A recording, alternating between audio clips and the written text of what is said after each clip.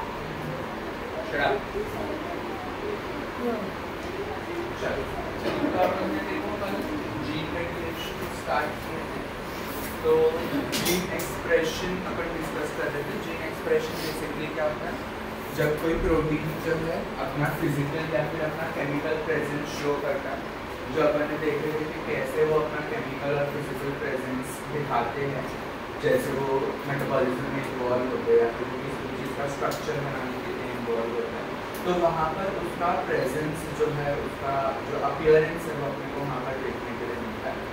तो इसीलिए अपन क्या बोलते हैं, उसको एक्सप्रेशन बोलते हैं। और वो प्रोटीन शो कर है, बट वो प्रोटीन ऑब्वियसली बना है पूरा ट्रांसलेशन, ट्रांसक्रिप्शन और पूरा डीएनए से, इसीलिए अपन उसको जीन एक्सप्रेशन बोलते हैं। बस डीएनए अपने आप को यहाँ पर क्या करता है, एक्सप्रेस करता है इन फॉर्म ऑफ प्रोटीन। और ये जीन एक्सप्रेशन को रेगुलेट करने के अलग अलग फैक्टर्स होते हैं, जैसा अपन कल डिस्कस करेंगे, एनवायरमेंटल, फिजियोलॉजिकल और डेवलपमेंट। ये तीनों फैक्टर्स जो है वो तुम्हारे जीन के एक्शन को या फिर उसके एक्सप्रेशन को जो है रेगुलेट करते हैं। और वो उसको रेगुलेट कैसे करेंगे, हमारे पास में अलग अलग मौके हैं जिसके ऊपर हम क्या कर सकते हैं, उस जीन को रेगुलेट कर सकते हैं। तो जीन को रेगुलेट करने का मतलब क्या है, तीन चीज पॉसिबिलिटी यहाँ पर हो सकती है। एक, मेरे को वो प्रोटीन चाहिए और मुझे उससे वो काम जो भी है वो करवाना है, तो यहाँ पर वो जीन नॉर्मल काम करेगा, प्रोटीन बनेगा, प्रोटीन अपने आप को एक्सप्रेस करेगा। दूसरा क्या हो सकता है कि मेरे को वो प्रोटीन चाहिए ही नहीं, मुझे वो काम नहीं चाहिए बॉडी, तो मुझे वो प्रोटीन ही नहीं चाहिए। तो अगर मुझे वो प्रोटीन ही नहीं चाहिए तो मुझे वो जीन ही नहीं चाहिए, मतलब वो जीन का इन्फॉर्मेशन मेरे कुछ काम का नहीं, मेरे को वहाँ पर ट्रांसक्रिप्शन की ज़रूरत नहीं है, मुझे वहाँ पर प्रोटीन बनाने की ज़रूरत नहीं है। और तीसरा क्या हो सकता है कि अगर प्रोटीन बन भी रहा है तो उसकी क्वांटिटी और क्वालिटी मुझे वैसी नहीं चाहिए जैसी है, मेरे को उसकी क्वांटिटी के अंदर या फिर उसकी क्वालिटी के अंदर किसी भी तरीके का चेंज जो है वो देखना है। तो ये तीन पॉसिबिलिटी हो सकती है।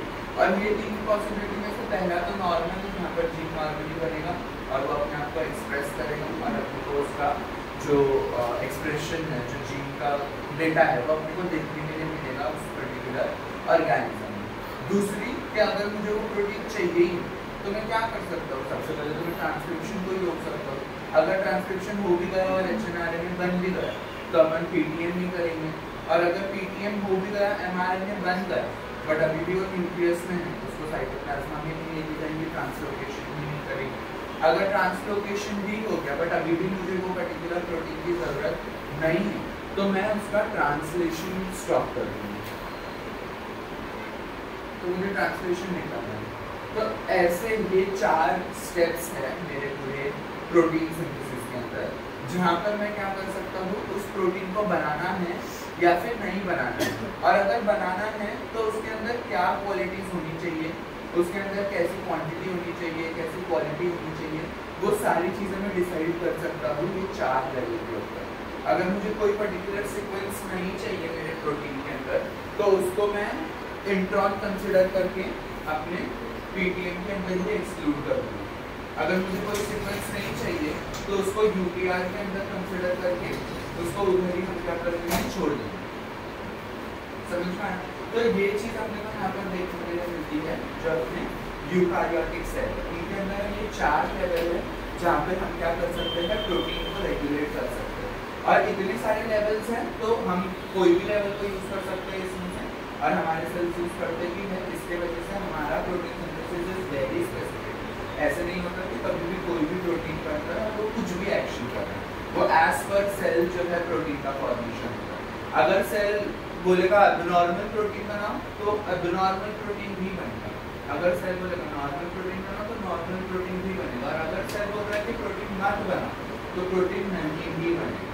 तो तीनों तरीके का रेगुलेशन जो है वो हम यहाँ पर देख सकते हैं। समझना? अभी जैसे फॉर एग्जाम्पल अगर हम डिस्प्लेसिया की बात करें या मेटाप्लेसिया की बात करें तो उसके अंदर होता क्या है, सेल अपना नॉर्मल इंफ्रास्ट्रक्चर चेंज कर देता है। तो सेल को कैसे कर पाता है, क्योंकि उसका प्रोटीन पूरा कंप्लीटली चेंज हो रहा है। अब वो सेल क्यों कर रहा है, बिकॉज वहाँ पर स्टिमुलस है इंजरी का, और वो इंजरी के स्टिमुलस की वजह से, वो इन्फ्लेमेशन के स्टिमुलस की वजह से वहाँ पर कंटिन्यूसली वो एब्नॉर्मल प्रोटीन का फॉर्मेशन हो रहा है। अब वो एबिलिटी पहले से उस सेल के पास में थी, लेकिन क्या उसने पहले का एब्नॉर्मल प्रोटीन बनाया था? नहीं, बिकॉज वो पहले रेगुलेटेड था, पहले उसमें नॉर्मल प्रोटीन का फॉर्मेशन जो है वो अपने को देखने के लिए मिल रहा था। बट अभी क्या होगा, अभी वहाँ पर जो है एक एब्नॉर्मल रिएक्शन हो रहा है, तो उसको टैकल करने के लिए वहाँ पर एब्नॉर्मल प्रोटीन का फॉर्मेशन हो रहा है। समझ में आया? तो ऐसे अपन इस चीज़ को देखते हैं इन यूकारियोटिक सेल। प्रोकारियोटिक सेल की जब अपन बात करते हैं तो प्रोकारियोटिक सेल के ऊपर हम इसको कैसे रेगुलेट करेंगे? सबसे पहले तो हम इसको ट्रांसक्रिप्शन के ऊपर रेगुलेट कर सकते हैं। ट्रांसक्रिप्शन में रेगुलेशन होता है कि अगर मुझे वो प्रोकारियोटिक सेल के अंदर उस प्रोटीन की जरूरत नहीं है तो हम उसका ट्रांसक्रिप्शन भी नहीं होने देंगे। अगर उसका ट्रांसक्रिप्शन ही नहीं होगा तो ऑब्वियसली वो प्रोटीन बनेगा ही नहीं, क्योंकि एमआरएनए का फॉर्मेशन होगा। लेकिन अगर यहाँ पर ट्रांसक्रिप्शन हो गया और एमआरएनए बन गया तो अब ये एक प्रोकारियोटिक सेल, और अपन ने देखे तो प्रोकारियोटिक सेल के अंदर स्प्लिट जीन जैसा कोई कंसेप्ट नहीं है। इसका मतलब यहाँ पर कोई एचएनआरएनए का फॉर्मेशन नहीं होगा, कोई पोस्ट ट्रांसक्रिप्शनल मॉडिफिकेशन नहीं होगा। अगर यहाँ पर ये होने ही नहीं वाले हैं जो तुम्हारे पोस्ट ट्रांसक्रिप्शनल मॉडिफिकेशन के चेंजेस हैं, तो तुम उसको कैसे रेगुलेट करोगे? यहाँ पर तो यहाँ पर वो चीज़ एब्सेंट है, तो यहाँ पर तुम उसको कैसे रेगुलेट ही नहीं कर पाओगे। तो इसके लिए डायरेक्टली एमआरएनए बनता है। अब डायरेक्टली एमआरएनए बनेगा तो एमआरएनए डायरेक्टली किस में चले जाएगा? प्रोटीन सिंथेसिस में चले जाएगा। और अपना जैसे ही यहाँ पर एमआरएनए का फॉर्मेशन होता है वैसे ही ट्रांसलेशन इसका शुरू हो जाता है। क्यों ऐसे? बिकॉज ये पर्टिकुलर रिएक्शन यहाँ पर कहाँ हो रहा है? इसके साइटोप्लाज्मा में ही हो रहा है। इसका ट्रांसक्रिप्शन भी कहाँ हो रहा है? साइटोप्लाज्मा में ही हो रहा है। बिकॉज प्रोकार्योटिक ऑर्गेनिज्म के पास में न्यूक्लियस नाम की चीज नहीं। तो अगर इसके पास में न्यूक्लियस नहीं है तो ट्रांसलोकेशन कैसा पॉसिबल है? दो अलग अलग जगह ही नहीं है, एक ही जगह है जो है साइटोप्लाज्मा। सारे रिएक्शन उसी साइटोप्लाज्मा के अंदर होने वाले हैं। तो यहाँ पर ऐसा कुछ भी चेंज इन लोकेशन अपने को देखने के लिए नहीं मिलता। तो ट्रांसलोकेशन का जो प्रोसेस अपने को यूकारियोटिक सेल में होता है, ऐसा कोई भी प्रोसेस प्रोकारियोटिक सेल के अंदर नहीं होता। प्रोकारियोटिक सेल के अंदर ट्रांसक्रिप्शन भी साइटोप्लाज्मा में हो रहा है और ट्रांसलेशन भी साइटोप्लाज्मा में ही होगा, और यहाँ पर डायरेक्ट एमआरएनए बनता है, एचएनआरएनए का फॉर्मेशन होता ही नहीं है। तो इसके लिए यहाँ पर डायरेक्टली वो एमआरएनए ट्रांसलेशन में चला जाता है। तो अगर मैंने ट्रांसक्रिप्शन को नहीं रोका और ट्रांसक्रिप्शन हो गया तो एमआरएनए बन जाएगा, और वो एमआरएनए किस प्रोसेस में चला जाएगा? ट्रांसलेशन में। तो दूसरा लेवल जो मेरे पास में है रेगुलेशन का, वो सिर्फ ट्रांसलेशन ही है। तो मैं सिर्फ दो जगह क्या कर सकता हूँ? रेगुलेट कर सकता हूँ अपने जीन एक्सप्रेशन को। यहाँ पर ये दो जगह ही है, एक तो ट्रांसक्रिप्शन और दूसरा ट्रांसलेशन। ट्रांसक्रिप्शन में अपन एमआरएनए के फॉर्मेशन को रोक देंगे तो ट्रांसलेशन होगा ही नहीं, और अगर कभी बन भी गया एमआरएनए तो मैं ट्रांसलेशन को स्टॉप करने की कोशिश करूँगा कि प्रोटीन ना बने। बट यहाँ पर चांसेस जो है वो कैसे है उसको रेगुलेट करने के, इट इज़ वेरी लो। ये ज़्यादातर अपने आप को एक्सप्रेस करेगा ही करेगा। क्यों? बिकॉज सिर्फ दो ही स्टेप है जहाँ पर तुम इसको क्या कर सकते हो? मेंटेन कर सकते हो, रेगुलेट कर सकते हो। तो चांसेस या प्रोबेबिलिटी की अगर अपन बात करें तो यूकारियोटिक सेल में रेगुलेशन की प्रोबेबिलिटी ज़्यादा है एज कम्पेयर टू प्रोकारियोटिक सेल, पूरी 50% वहाँ पर ज़्यादा है। तो इसके लिए यूकारियोटिक सेल्स जो रहते हैं वो वेल मैनेज रहते हैं, हमेशा वेल इक्विप्ड रहते हैं, और वो बेटर रहते हैं फॉर सर्वाइवल, बिकॉज उनके पास में ये प्रोटीन सिंथेसिस को रेगुलेट करने का एक बेटर मैकेनिज्म है एज कम्पेयर टू प्रोकारियोटिक ऑर्गेनिज्म। समझ में आया? अब जब अपन यहाँ पर बात करते हैं जीन्स के टाइप, अपन ये टाइप ऑफ जीन जो है वो किस बेसिस पे देख रहे हैं? हम उसको देखेंगे अपने रेगुलेशन के बेसिस के ऊपर कि कैसे अपना जीन को रेगुलेशन मिलता है, कैसे वो काम करता है। तो इधर पे अपने को कुछ चीज़ें जो है वो ऑलरेडी मालूम है कि ये जो है ये मेरा डीएनए स्ट्रैंड है और ये डीएनए स्ट्रैंड के ऊपर ऑब्वियसली क्या प्रेजेंट है, जीन्स प्रेजेंट है, ट्रांसक्रिप्शनल यूनिट प्रेजेंट है। तो वो ट्रांसक्रिप्शनल यूनिट में क्या है, प्रमोटर साइट है, स्ट्रक्चरल जीन है, टर्मिनेटर है। ये पूरा क्या है हमारा ट्रांसक्रिप्शनल यूनिट है। अब ये जो ट्रांसक्रिप्शनल यूनिट है ये एक स्ट्रक्चरल जीन जो है, इससे अपने को पता है कि क्या होने वाला है, एक एमआरएनए बनेगा और वो एमआरएनए क्या करेगा, आगे प्रोटीन बनाएगा। तो वही चीज मैंने यहाँ पर लिखा है कि यहाँ पर से अपना रिएक्शन अगर शुरू होगा तो क्या होगा कि ये एक एमआरएनए बनाएगा और ये एमआरएनए फिर क्या करेगा, ये एमआरएनए ट्रांसलेट करेगा। तो सबसे पहले तो अपने को पता है कि यहाँ पर क्या होने वाला है, यहाँ पर सबसे पहले ट्रांसक्रिप्शन होने वाला है और वो ट्रांसक्रिप्शन से एमआरएनए का प्रोडक्शन होगा। एमआरएनए जैसे ही बन जाएगा तो वो ट्रांसलेशन में चला जाएगा। ट्रांसलेशन में जाके अपने को क्या मिलेगा, यहाँ से प्रोटीन जो क्या कर रहा होगा, कोई ना कोई फंक्शन परफॉर्म कर रहा होगा। तो फंक्शनल प्रोटीन अपने को यहाँ से मिलेगा। ये नॉर्मल मेथोडोलॉजी है जो अपने को प्रोटीन सिंथेसिस का मालूम है। अब कभी कभी या फिर तुम बोल सकते हो ऑलमोस्ट ऐसा होता है कि ये जो मेरा मेन जीन उसके आगे भी एक छोटा ट्रांसक्रिप्शनल यूनिट रहता है। जो मेरा मेन ट्रांसक्रिप्शनल यूनिट है जिसके अंदर मेरा मेन जीन लोकेटेड है, जो अपने आप को एक्सप्रेस करने वाला है, उसके आगे जो है एक छोटा सा ट्रांसक्रिप्शनल यूनिट एक और एक लोकेटेड है। ये ट्रांसक्रिप्शनल यूनिट भी सेम है, क्या है, यहाँ पर भी प्रमोटर है, यहाँ पर भी स्ट्रक्चरल जीन है और टर्मिनेटर।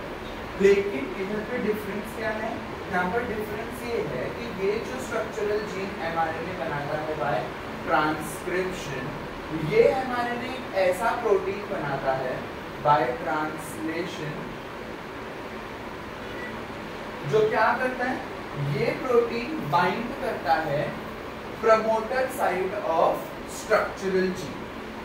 मतलब क्या, जो मेरा बड़ा वाला जीन है जो मेन अपना प्रोटीन बनाने वाला है, जो मेन अपना काम करने वाला है, वो उसका प्रमोटर साइट अपने को पता है कि जहाँ से रिएक्शन शुरू होगा। तो यहाँ पर जो उसके सामने वाला जीन जो है वो एक ऐसा प्रोटीन बनाता है जो जाकर इसके प्रमोटर साइट के ऊपर क्या करेगा, बाइंड करेगा। मतलब वो वहाँ पर जाके रिएक्शन करेगा, तो वहाँ पर जाके जुड़ेगा उससे। अब वो कैसे और वो क्यों, बिकॉज यहाँ पर ये जीन जो है, ये जो प्रोटीन बना रहा है, इस प्रोटीन को हम बोलते हैं रेगुलेटरी प्रोटीन। क्या बोलते हैं इसको अपन, रेगुलेटरी प्रोटीन। क्यों इसको ऐसा रेगुलेटरी प्रोटीन बोलते हैं, बिकॉज ये जो प्रोटीन अपन ने यहाँ पर बोले, ये प्रोटीन वहाँ पर जाके दो ही काम कर सकता है। एक तो प्रमोटर साइट के ऊपर जाके बैठ जाए और वहाँ पर फिर अपने आरएनए पॉलीमरेज और अपने सिग्मा फैक्टर को बैठने ही ना दे, प्रमोटर साइट को छुपा दे। तो अगर ये प्रमोटर साइट को छुपा देगा और वहाँ पे आरएनए पॉलीमरेज आ ही नहीं पाएगा तो क्या होगा, वहाँ पर रिएक्शन होगा ही, तो ट्रांसलेशन ही नहीं होगा, ट्रांसक्रिप्शन ही नहीं होगा, तो ट्रांसलेशन ही नहीं होगा, तो प्रोटीन ही कैसे बनेगा। इसका मतलब ये क्या कर देगा, ये तुम्हारे पूरे रिएक्शन को स्टॉप कर देगा।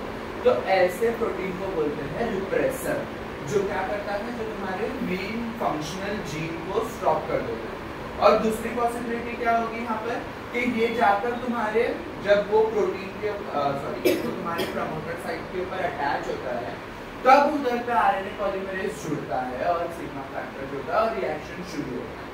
तो ये क्या कर रहे हैं, ये वहाँ पर रिएक्शन को चालू करने का काम कर रहे हैं, तो उसको हम बोलते हैं ऑपरेटर। समझ में आया?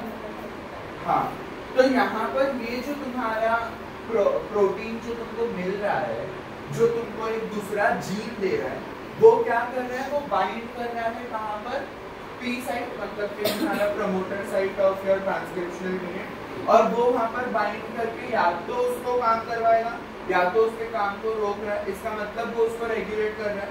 अगर ये आया और इसने वो उसके रिएक्शन को रोक दिया वो ट्रांसक्रिप्शनल यूनिट पे, तो क्या अपने को वो प्रोटीन मिलेगा? नहीं। तो क्या वो जीन एक्सप्रेस करेगा? नहीं करेगा। तो जीन एक्सप्रेशन को रोक दिया उसने। और अगर ये आया और प्रमोटर साइट से जुड़ा और मेरा रिएक्शन शुरू हुआ था, तो इसने क्या किया, इसने ट्रांसक्रिप्शन करवाया तो mRNA बनेगा, mRNA बनेगा तो ट्रांसलेशन होगा और फिर उसके बाद प्रोटीन बनेगा तो प्रोटीन क्या करेगा, अपने आप को शो करेगा, अपने आप को एक्सप्रेस करेगा, तो वो एक्सप्रेशन अपने को देखने के लिए मिलेगा। तो इसने जीन एक्सप्रेशन करवाया है यहाँ पर। तो ये जो यहाँ पर रेगुलेटरी प्रोटीन बनता है ये सिर्फ यही दो काम कर सकता है, या तो ये जीन एक्सप्रेशन करवा सकता है या तो ये जीन एक्सप्रेशन को रोक सकता है। समझ में आया? अब ये जो तुम्हारा जीन है ये तुम्हारा रेगुलेटरी प्रोटीन है, अपन ने बोले जो किसको संभालने वाला है, जो मेन अपना फंक्शनल प्रोटीन बनाने वाला जीन है उसको ये रेगुलेट करने वाला है, उसको ये संभालने वाला है। तो ये जीन जो ये छोटा वाला जीन है इसको हम क्या बोलते हैं, इसको बोलते हैं रेगुलेटरी जीन। क्या बोलते हैं इसको अपन, रेगुलेटरी जीन। क्यों? बिकॉज उस रेगुलेटरी उसका वो जीन से जो प्रोटीन बन रहा है वो रेगुलेशन कर रहा है। इसका मतलब ये जीन जो है ये बना ही इसलिए है ताकि ये उसका रेगुलेशन करवाए, तो इसके लिए अपन इसको क्या बोलते हैं, रेगुलेटरी जीन। तो ये कॉन्सेप्ट अपने को यहाँ पर समझ में आना चाहिए कि जब हम जीन्स के एक्सप्रेशन की बात करते हैं तो वहाँ पे दो तरीके के जीन्स होते हैं, एक होते हैं तुम्हारे रेगुलेटरी जीन और दूसरे होते हैं नॉन रेगुलेटरी जीन। तो जो रेगुलेटरी जीन है वो क्या करते हैं, रेगुलेटरी जीन जीन्स मतलब क्या, डीएन मतलब वहाँ से ट्रांसक्रिप्शन होकर mRNA बनेगा और वो mRNA आगे चल के प्रोटीन ही बनाएगा। बट वो प्रोटीन क्या फंक्शन कर रहे हैं उसके ऊपर हम बताते हैं कि ये रेगुलेटरी है या फिर ये नॉन रेगुलेटरी। अगर वो प्रोटीन रेगुलेशन करवा रहा है किसी दूसरे जीन का तो वो जीन फिर क्या होगा, रेगुलेटरी जीन। और अगर वो जीन का प्रोटीन जो है वो फंक्शनल है, वो बॉडी का कोई फंक्शन आगे परफॉर्म कर रहा है, तो किसी को संभालने के लिए रिस्पॉन्सिबल नहीं, उल्टा उसको कोई दूसरा संभाल रहा है, तो उसको अपन क्या बोलेंगे, नॉन रेगुलेटरी जीन, जो फंक्शनल जीन है। बात समझ में आई? तो ये तुमको कॉन्सेप्ट समझ में आया कि कुछ जीन्स होते हैं जिनको हम क्या बोलते हैं, रेगुलेटरी जीन, और कुछ जीन्स होते हैं जिनको हम क्या बोलते हैं, नॉन रेगुलेटरी जीन। तो अभी यहाँ पर अपन क्या बोले कि इधर ये जो अपना यहाँ पर ये प्रोटीन बनने वाला है, जो कौन सा प्रोटीन है, रेगुलेटरी प्रोटीन, वो रेगुलेटरी प्रोटीन ही क्या करेगा, कंट्रोल करेगा। जो रेगुलेटरी प्रोटीन बनेगा वो बाइंड होगा किसके ऊपर, प्रमोटर साइट के ऊपर, और वो प्रमोटर साइट के ऊपर बाइंड होकर क्या करेगा, या तो रिएक्शन को शुरू करेगा या तो रिएक्शन को बंद करेगा।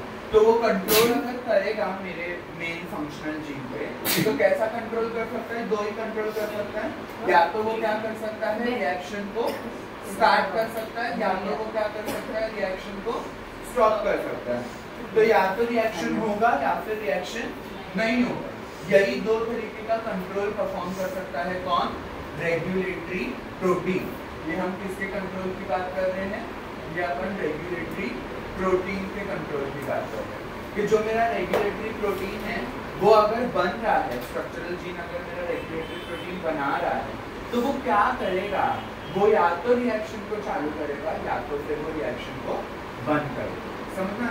तो जब वो रिएक्शन को चालू करेगा तो अपन उसको कैसा कंट्रोल बोलेंगे, पॉजिटिव कंट्रोल। कि रिएक्शन शुरू हो रहा है, ये ट्रांसक्रिप्शन को प्रमोट कर रहा है, एक तरीके से प्रमोटर की तरह काम कर रहा है, तो इसके लिए अपन इसको क्या बोलेंगे, अपना पॉजिटिव कंट्रोल, कि रिएक्शन को होने दी।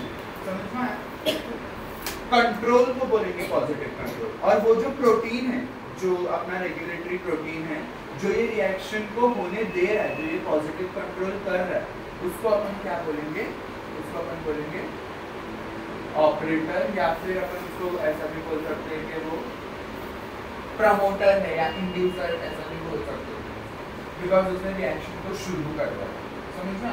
दूसरा कौन है कि एक ऐसा रेगुलेटरी प्रोटीन है, ये रेगुलेटरी प्रोटीन जब मेरा बाइंड होता है प्रमोटर साइड से तो रिएक्शन बंद हो जाता है, वो प्रमोटर साइड को छुपा देता है, यहाँ पे फिर रिएक्शन होता ही नहीं है, ट्रांसक्रिप्शन ही नहीं होता है। तो अगर ऐसा कंट्रोल कोई शो कर रहा है, रिएक्शन को बंद कर रहा है, तो उस प्रोटीन को अपन क्या बोलेंगे, उसको रिप्रेसर बोलेंगे। जो कैसा कंट्रोल शो कर रहा है, नेगेटिव कंट्रोल शो कर रहा है। तो नेगेटिव कंट्रोल कौन शो करता है, रिप्रेसर, जो अपने रिएक्शन को रिप्रेस कर देगा, जो उसको स्टॉप कर देगा। और ऐसा प्रोटीन जो रिएक्शन को शुरू करवा रहा है तो उसको बोलेंगे ऑपरेटर, बिकॉज वो रिएक्शन को ऑपरेट कर रहा है। समझना है? तो ये जो हमारे रेगुलेटरी प्रोटीन्स जो बनते हैं वो ऐसे दो तरीके के कंट्रोल शो करते हैं। पॉजिटिव कंट्रोल और नेगेटिव कंट्रोल। अगर कोई पॉजिटिव कंट्रोल शो कर रहा है तो उसको हम ऑपरेटर बोल सकते हैं, कोई नेगेटिव कंट्रोल शो कर रहा है तो उसको अपन रिप्रेसर ऐसा बोल सकते हैं। समझ में आया? समझे आता? तो ये तुम्हारे इस प्रोटीन के ऊपर है जो ये रेगुलेटरी जीन जो है वो प्रोड्यूस करे। नेक्स्ट है तुम्हारा कि यदि जीन्स को हम और क्लासिफाई कर सकते हैं किसके बेसिस के ऊपर? कंट्रोल के बेसिस के ऊपर। मतलब कैसा कि वो जीन किसी के कंट्रोल में है या फिर वो जीन किसी के कंट्रोल में नहीं, तो उस बेसिस पर अपन इसको क्या कर सकते हैं? क्लासिफाई कर सकते हैं। जैसे फॉर एग्जांपल अगर रेगुलेटरी जीन, ये मेरा रेगुलेटरी जीन है और वो इस जीन को संभाल रहा है, इसका मतलब अगर इस जीन को एक्सप्रेस करना है तो भी किसकी हेल्प करेगी? इसकी हेल्प करेगी। इसको एक्सप्रेस नहीं करना है तो भी इसको किसकी हेल्प लगेगी? इसकी हेल्प लगेगी। इसका मतलब ये जीन खुद से कुछ कर सकता है क्या? नहीं कर सकता। समझ में आया? और ये जीन को कोई कंट्रोल कर रहा है क्या? नहीं, ये तो खुद रेगुलेटरी जीन है, तो उसको कौन रेगुलेट करेगा? कोई नहीं करेगा। उसको अपना प्रोटीन बनाने खुद आता है, अपना प्रोटीन जो है वो बनाते ही जाता है, बनाते ही जाता है, तो उसको कंट्रोल करने वाला कोई भी नहीं। तो कुछ जीन्स अपन ने बोले ऐसे हैं जिनको कंट्रोल किया जा सकता है, जैसे कि अपने ये फंक्शनल जीन्स जो रहते हैं, और कुछ जीन ऐसे रहते हैं जिनको कंट्रोल नहीं कर सकते। तो उस बेसिस के ऊपर ये कॉन्स्टिट्यूटिव और नॉन कॉन्स्टिट्यूटिव जीन्स रहते हैं। जो कॉन्स्टिट्यूटिव जीन्स रहते हैं, कॉन्स्टिट्यूटिव मतलब पूरा कॉन्स्टिट्यूशन, पूरा उनका जो अथॉरिटी है वो उनके पास ही है कि उनको काम करना है तो करेंगे, नहीं करना है तो नहीं करेंगे। उनके ऊपर कोई दूसरा यहाँ पर कंट्रोल जो है वो नहीं कर सकता। यहाँ पर कोई भी दूसरा चीज उसको रेगुलेट, उसको कंट्रोल नहीं करेगा। There is no involvement of another protein और अनदर जीन ओवर हियर। वो अपना रेगुलेशन, वो अपना कंट्रोल जो है वो खुद से करता है, तो उसको अपन क्या बोलते हैं? Constitutive gene.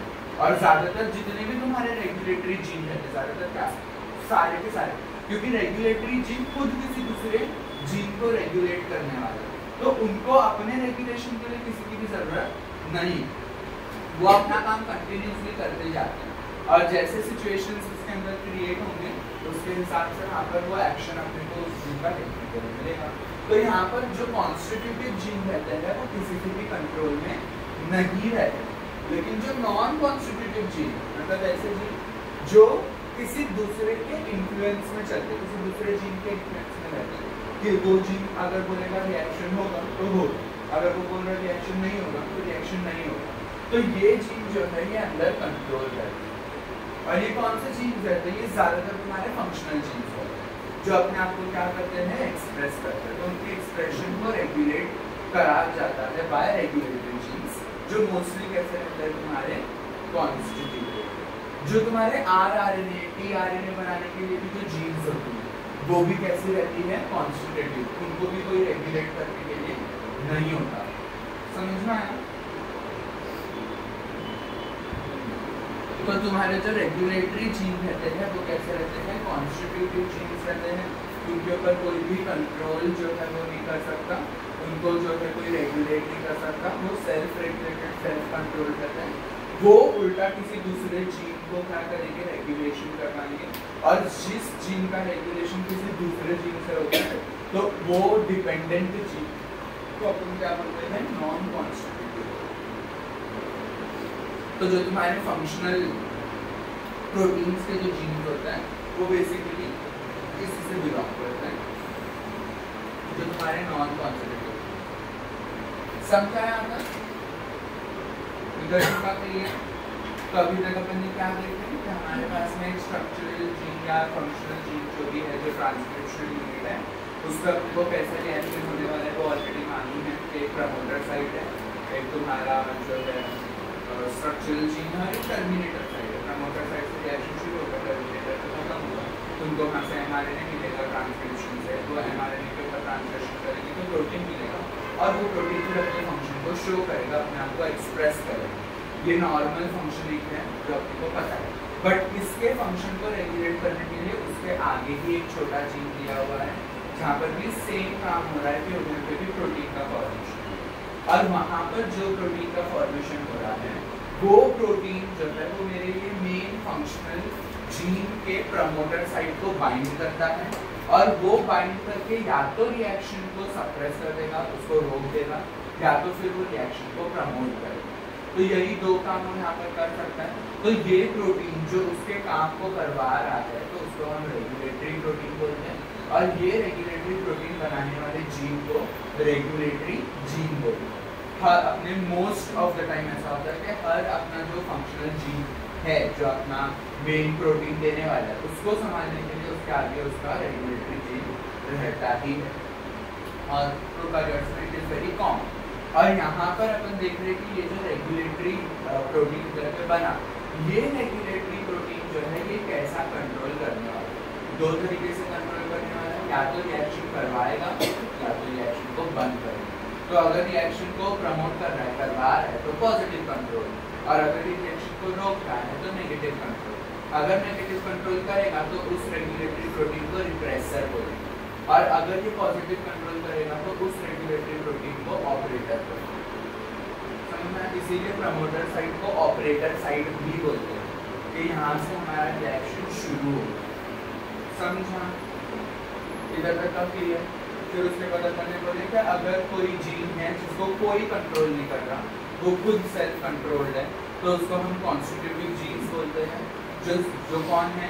सारे मेरे रेगुलेटरी जीन कॉन्स्टिट्यूटिव जीन्स हैं, बिकॉज वो खुद किसी दूसरे को रेगुलेट कर रहे, तो उनका रेगुलेशन कोई नहीं करेगा। टीआरएनए है और आरआरएनए बनाने वाले जो जीन्स हैं वो भी कैसे होते हैं? अपने कॉन्स्टिट्यूटिव रहते हैं। और नॉन कॉन्स्टिट्यूटिव मतलब जिनके पास कोई अथॉरिटी नहीं है, वो अपने फंक्शन के लिए किसी दूसरे जीन के ऊपर डिपेंडेंट है, उसके ऊपर जो है इन्फ्लुएंस में, तो उसको अपन क्या बोलेंगे? नॉन कॉन्स्टिट्यूटिव जीन, जो ज़्यादातर अपने फंक्शनल जीन्स है। तो ये सारा डेटा अभी अपने को चाहिए एक चीज़ को समझने के लिए, जिसको अपन क्या बोलते हैं? ओपेरॉन। क्या बोलते हैं इसको अपन? ओपेरॉन। ओपेरॉन क्या होता है? Operon is a system of genes जो अपने को सिर्फ और सिर्फ प्रोकैरियोट्स में ही देखने के लिए मिलता है। Operon is only and only seen in prokaryotic organism, सिर्फ प्रोकैरियोट्स में रहता है। ये तुमको यूकैरियोटिक सेल के अंदर कभी नहीं मिलेगा। और हाँ, ये जो तुम्हारे कॉन्स्टिट्यूटिव जीन्स रहते हैं ना, यहाँ पर एक चीज फिक्स रहती है कि ये सारे के सारे सिस्ट्रॉन्स ही रहेंगे। कभी ऐसा पॉसिबल नहीं है कि कोई पॉलीसिस्ट्रॉन है और वो तुम्हारा कॉन्स्टिट्यूटिव जीन, ऐसा कभी नहीं है। वो तुम्हारे सिस्ट्रॉन्स ही रहेंगे। सिस्ट्रॉन का मतलब अपन ने देखे थे जो क्या करते हैं? एमआरएनए बनाते हैं, और वो जो तुम्हारा सिस्ट्रॉन रहेगा वो एक मोनोसिस्ट्रॉन रहेगा। कैसा रहेगा? वो एक मोनोसिस्ट्रॉन। तो वो कंसेप्ट है वहाँ पर तो देख लेना। जब अपन ओपेरॉन की बात करते हैं तो ओपेरॉन अपन ने क्या बोले? ओपेरॉन एक सिस्टम ऑफ जीन्स, और ये सिस्टम ऑफ जीन जो है वो सिर्फ किसमें देखने के लिए मिलता है? वो अपने को सिर्फ और सिर्फ मिलता है अपने प्रोकैरियोटिक ऑर्गेनिज्म। इस सिस्टम के अंदर होता क्या है? यहाँ पर हमारे पास में ओपेरॉन के अंदर दो तरीके के जीन हैं। वो कौन से जीन है? एक होता है रेगुलेटरी जीन और एक होता है मेरे पास में पॉलीसिस्ट्रॉन।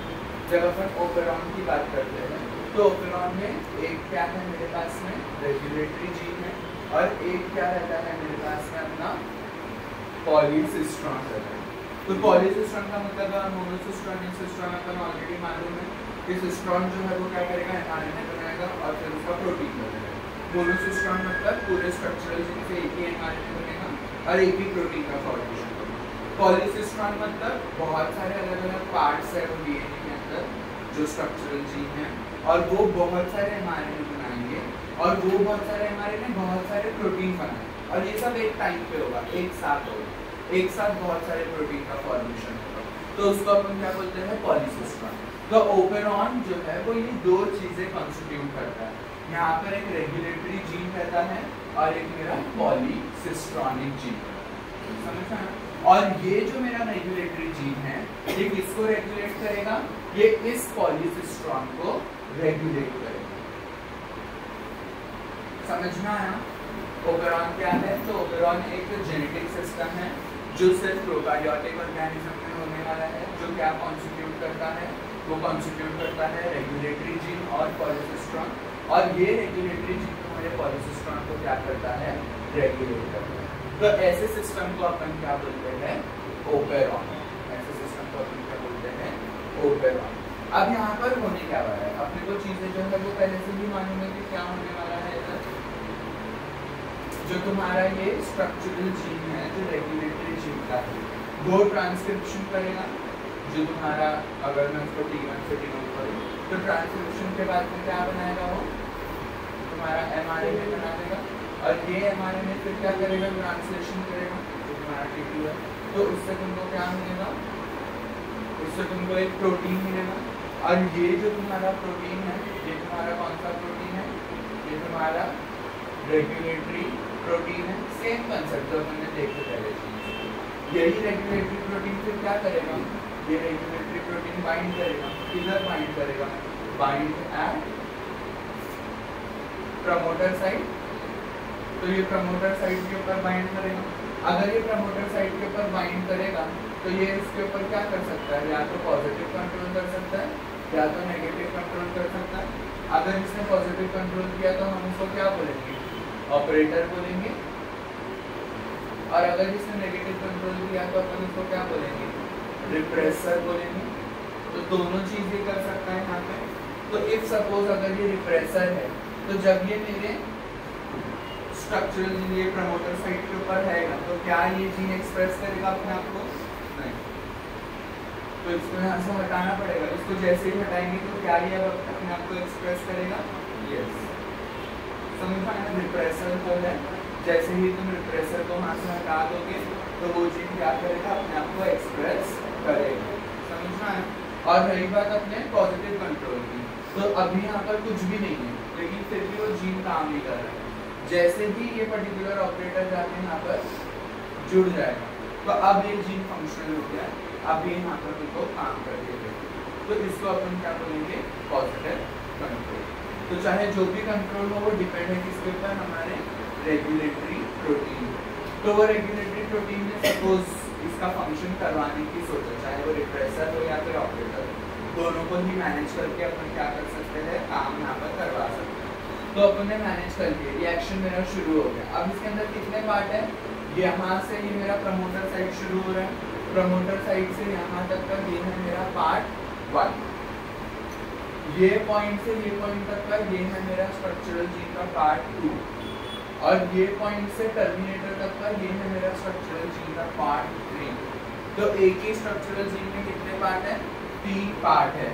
तो अगर ये स्ट्रक्चरल जीन के अंदर 3 अलग अलग पार्ट्स है, तो ये यहाँ पर क्या करेंगे, 3 अलग अलग mRNA प्रोड्यूस करेंगे। समझ में? अब वो कैसे करेंगे, ये जो पार्ट 1 है वो अपना ट्रांसक्रिप्शन कर रहा है, उससे अपने को एक mRNA मिलेगा। पार्ट 2 भी ट्रांसक्रिप्शन में जाएगा, उससे अपने को दूसरा mRNA मिलेगा। पार्ट 3 भी ट्रांसक्रिप्शन में जाएगा, उससे अपने को तीसरा mRNA। और जब ट्रांसक्रिप्शन होगा तो सबके अंदर ट्रांसक्रिप्शन एक साथ होगा और एक साथ जो है ये तीनों की mRNA यहाँ पर प्रोड्यूस किए जाएंगे। और जब ये mRNA प्रोड्यूस होगा यहाँ पर, तो अब ये वाला जो mRNA है ये इसका अलग प्रोटीन बनाएगा, जिसको अपन P1 बोल सकते हैं, बिकॉज वो डिफरेंट प्रोटीन रहेगा। ये जो दूसरा वाला mRNA है ये एक अलग प्रोटीन बनाएगा, जिसको अपन P2 बोलेंगे। और ये जो तीसरा वाला प्रोटीन है mRNA है, ये तीसरा प्रोटीन इधर पे बनाएगा, जिसको हम P3 बोल सकते हैं बाय ट्रांसलेशन प्रोसेस। और ये जो तीनों भी प्रोटीन बनेंगे, ये तीनों एक दूसरे से डिफरेंट रहेंगे, आइडेंटिकल नहीं। तीनों प्रोटीन अलग अलग बनते हैं, तीनों प्रोटीन जो है वो डिफरेंट है, but they all are needed for a single function. एक सिंगल फंक्शन, एक फंक्शन के लिए ही ये तीनों प्रोटीन काम करते हैं। मतलब अगर वो पर्टिकुलर जो मेरा बैक्टीरिया है उसको अगर एक रिएक्शन कराना है, तो उस एक रिएक्शन के लिए उसको ये तीनों प्रोटीन चाहिए। इसके लिए उसको ये तीनों प्रोटीन को साथ में बनाना है। क्यों ऐसा? बिकॉज बैक्टीरिया जो है वो बहुत ही ज़्यादा सिंपलेस्ट स्ट्रक्चर, उनको ज़्यादा एनर्जी नहीं है, ज़्यादा एनर्जी वेस्ट नहीं कर सकते। अगर वो ऐसे अलग अलग अगर हर प्रोटीन को रखेंगे और उनको एक फंक्शन के लिए ऐसे 3-4 प्रोटीन चाहिए, तो वो कब तक का वहाँ पर एनर्जी को वेस्ट करेंगे। उससे बेहतर है वो ये सबको मिला देते हैं और एक ही साथ में वो फंक्शन के लिए सारे प्रोटीन जो भी चाहिए उनको सब बना के रेडी कर देते हैं। तो इसको अपन क्या बोलते हैं, पॉलीसिस्टम। जो एक साथ में इतने सारे प्रोटीन बनाता है जो सिर्फ एक फंक्शन के लिए काम आ रहे हैं, सिर्फ एक फंक्शन को करवा के देते हैं। और ये पॉलीसिस्टोन की एक्टिविटी को कौन रेगुलेट करता है? अपना रेगुलेटरी जीन जो है इसको रेगुलेट करता है by making a regulatory protein जो पॉजिटिव और नेगेटिव दोनों कंट्रोल कर सकता है। अगर पॉजिटिव कंट्रोल किया तो पॉलीसिस्टोन से ये सारे मल्टीपल प्रोटीन्स बनेंगे और वो फंक्शन करेंगे। और अगर यहाँ पर इसने नेगेटिव कंट्रोल किया, रिप्रेसर की तरह काम किया, तो ये प्रोटीन को तो बनने नहीं देगा और अपने को जो है फंक्शन नहीं मिलेगा। समझ में आया? तो इस कॉन्सेप्ट को भी क्या बोलते हैं? ओपेरॉन। इस कॉन्सेप्ट को अपन क्या बोलते हैं? ओपेरॉन। तो यही चीज है जो सेम अपन ने वहाँ पर देखे थे, उसी को अपने को एक्सप्लेन करना है इन कॉन्सेप्ट ऑफ ओपेरॉन। बस फर्क ये है कि यहाँ पर स्पेसिफिकली जो है तुम्हारा एक जीन एक पॉलीसिस्टोन है और उसको एक रेगुलेटरी जीन जो है क्या करता है? मेंटेन करता है। Polycistron is only seen in prokaryotic organism, eukaryotic में तो होता ही नहीं है पॉलीसिस्टोन। तो अगर यूकैरियोट ऑर्गेनिज्म में पॉलीसिस्टोन ही नहीं है तो क्या वहाँ पर ओपेरॉन प्रेजेंट रहेगा? इसके लिए अपन ने बोले ओपेरॉन जो है वो सिर्फ किधर रहता है? अपने प्रोकैरियोटिक ऑर्गेनिज्म। समझ में आया यहाँ तक? अब इसके कुछ एग्जाम्पल अपने को यहाँ पर दिए हुए हैं, जैसे कि लैक ओपेरॉन। लैक ओपेरॉन किसके ऊपर वर्क करता है? लैक ओपेरॉन मेटाबोलाइज करता है लैक्टोज को। लैक ओपेरॉन किसके ऊपर काम करता है? लैक्टोज के ऊपर काम करता है। फिर उसके बाद में हमारे पास एरा ओपेरॉन, ये किसके ऊपर काम करता है? ये काम करता है एराबिनॉल के पास। एराबिनॉल ये एक हाइड्रोक्सिल ग्रुप वाला कंपाउंड है जो प्लांट्स के अंदर ज़्यादातर देखने को मिलता है। ये ऑर्गेनिक तो तुम बोल सकते हो अल्कोहल का फॉर्म। फिर उसके बाद में आता है अपना टीआरपी ओपेरॉन। टीआरपी जो है ये ओपेरॉन किसको रेगुलेट करता है? ट्रिप्टोफैन। तो ये सारी वो चीज़ें हैं जो बैक्टीरिया के आसपास रहती है और वो बैक्टीरिया अपने बॉडी के अंदर अब्जॉर्ब करते हैं और फिर उसके ऊपर मेटाबॉलिज्म शुरू करते हैं। तो अगर मैंने किसी बैक्टीरिया को लैक्टोज दिया तो वो उसको अब्जॉर्ब करेगा और वो उससे अपनी मेटाबॉलिज्म से अपनी एनर्जी प्रोड्यूस करेगा। तो वो लैक्टोज के ऊपर काम करने के लिए बैक्टीरिया को 3 एंजाइम चाहिए, समझे? और वो 3 एंजाइम वो एक ही जीन से प्रोड्यूस करेगा जो उसका मल्टीपल स्ट्रक्चरल जीन वाला कंपोनेंट है जो पॉलीसिस्टोन। समझा यहाँ तक? तो ऐसे और भी एग्जाम्पल होते हैं। हिस ओपेरॉन होता है जो हिस्टोन के लिए रहता है, बैल ओपेरॉन रहता है, ग्लाय ओपेरॉन रहता है। जो वो चीज जिस चीज को वो ओपेरॉन जिस प्रोसेस को रेगुलेट करता है उसके हिसाब से हम उसका नाम रखते हैं। समझना? ये जो अपन ने कॉन्सेप्ट देखे थे ये general concept of operon. General मतलब इन जनरल सारे ओपेरॉन के अंदर ऐसा ही होता है जो अपन ने यहाँ पर देखा। अब इसको डिटेल में देखने के लिए अपने को क्या करना है? लैक ओपेरॉन को डिटेल में पढ़ना है। तो ओपेरॉन है तो कुछ चीजें जो है वो अपने को पहले से ही पता है, और वो क्या कि ये सिर्फ प्रोकैरियोटिक ऑर्गेनिज्म में ही होगा। और ओपेरॉन है तो यहाँ पर 2 जीन्स रहेगी, एक अपनी रेगुलेटरी जीन रहेगी और दूसरा अपना पॉलीसिस्टोन रहेगा। ये रेगुलेटरी जीन इसको क्या करेगी? पॉलीसिस्टोन को रेगुलेट करेगी, मेंटेन करने का काम करेगी। मतलब रिएक्शन को होना नहीं होना वो सब कौन डिसाइड करेगा? ये रेगुलेटरी जीन जो है वो डिसाइड करेगा। अब ये जो मेरा पॉलीसिस्टोन है तो सेम डायग्राम तुमको यूज करना है, सेम टू सेम, क्योंकि यही तो तुम्हारा ओपेरॉन है। तो इसी डायग्राम को अपन लैक ओपेरॉन के लिए भी यूज करें। बस क्या हो जाएगा? यहाँ पर मैंने किसी भी जीन को कोई नाम नहीं दिया। लैक ओपेरॉन के अंदर हर जीन का जो है एक स्पेसिफिक नाम है। समझना? बस वही डिफरेंस है कि वो स्पेसिफिसिटी अपने को यहाँ पर देखने के लिए मिलेगी लैक ओपेरॉन। बाकी पूरा डायग्राम सेम रहेगा। इसके पास भी रेगुलेटरी जीन है, ओपेरॉन के अंदर होती है। जो रेगुलेटरी जीन अपन बात कर रहे हैं लैक ओपेरॉन के अंदर जो रेगुलेटरी जीन रहती है उसके स्ट्रक्चरल जीन का नाम है आई। इसको बोलते हैं I gene. Regulatory gene of lac operon is known as I gene. यहाँ पर उसके स्ट्रक्चरल जीन को अपन क्या बोलते हैं? I gene. तो ये आई जीन क्या करने वाला है? ये आई जीन अपना रेगुलेटरी प्रोटीन बनाने वाला है। अब लैक ओपेरॉन के अंदर जो यहाँ पर रेगुलेटरी प्रोटीन बनता है इट इज वेरी फिक्स्ड कि वो क्या करेगा? वो रेगुलेटरी प्रोटीन जो है वो अपना रिएक्शन को रोकने का काम करता है। मतलब क्या, मतलब यहाँ पर लैक ओपेरॉन की जब अपन बात करेंगे तो लैक ओपेरॉन में ऑपरेटर पॉजिटिव कंट्रोल यहाँ पर नहीं रहता। लैक ओपेरॉन के अंदर जो हमारा ये रेगुलेटरी जीन है ये कैसा कंट्रोल शो करता है, ये regulatory gene negative control show कर रहा है। तो अगर ये नेगेटिव कंट्रोल शो कर रहा है तो जो प्रोटीन ये बनाएगा, जो रेगुलेटरी प्रोटीन ये बनाएगा उसको अपन क्या बोल सकते हैं, उसको अपन बोल सकते हैं रिप्रेसर। क्या बोल सकते हैं उसको अपन, रिप्रेसर। तो यहाँ पर अपना जो ये प्रोटीन है जो बना रहा है आईजी, वो जो अपना रेगुलेटरी जीन है, तो वो प्रोटीन क्या है अपना रिप्रेसर है। क्यों वो रिप्रेसर है, बिकॉज वो अपने रिएक्शन को, जो रिएक्शन अपना चल रहा था ट्रांसक्रिप्शन वगैरह का, उसको वो होने नहीं देता है। तो जब तक के, और ये जो है ये अपने आप बनते रहे, इसको कोई रेगुलेट करने वाला नहीं है ना। आई जीन को कौन रेगुलेट करेगा, वो खुद रेगुलेटरी जीन। तो वो कैसा जीन हुआ, वो कॉन्स्टिट्यूटिव जीन हुआ, उसको कोई भी कंट्रोल नहीं करेगा। तो अगर उसको कोई कंट्रोल करने के लिए है नहीं तो उसका प्रोटीन को कोई रोक पाएगा नहीं, उसका प्रोटीन बनते जाएगा बनते जाएगा। इसका मतलब रिप्रेसर हमेशा प्रेजेंट रहेगा। तो अगर रिप्रेसर हमेशा प्रेजेंट रहेगा तो वो रिप्रेसर बाइंड करके रखेगा प्रमोटर साइट को, वो छोड़ेगा नहीं कभी उसको, क्योंकि बनते ही जा रहा है, वो अपना फंक्शन शो करते ही रहेगा। तो ये इस रिएक्शन को होने देगा नहीं, होने देगा। तो ये रिएक्शन यहाँ पर कभी भी होगा नहीं, समझना है। तो इसीलिए अपन क्या बोल रहे हैं कि ये रेगुलेटरी प्रोटीन क्या है मेरा, repressor. Because constitutively I gene ये प्रोटीन हमेशा बनाते जा रहा है और ये प्रोटीन नेगेटिव कंट्रोल शो कर रहा है, जिसकी वजह से हम उसको रिप्रेसर बोल रहे हैं।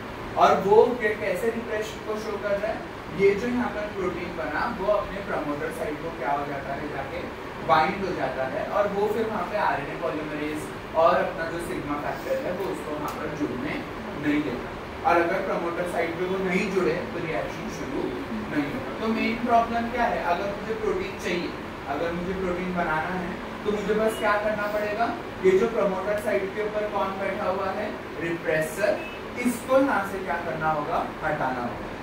ये प्रमोटर साइट पे जो रिप्रेसर है इसको यहाँ से अपने को शिफ्ट करना होगा। एक बार ये हट गया प्रमोटर साइट पे तो आरएनए पॉलीमरेज और सिग्मा फैक्टर को क्या मिल जाएगा, प्रमोटर साइट मिल जाएगा। तो वो अपना रिएक्शन क्या कर पाएंगे, यहाँ से शुरू होगा। बात समझ में आई।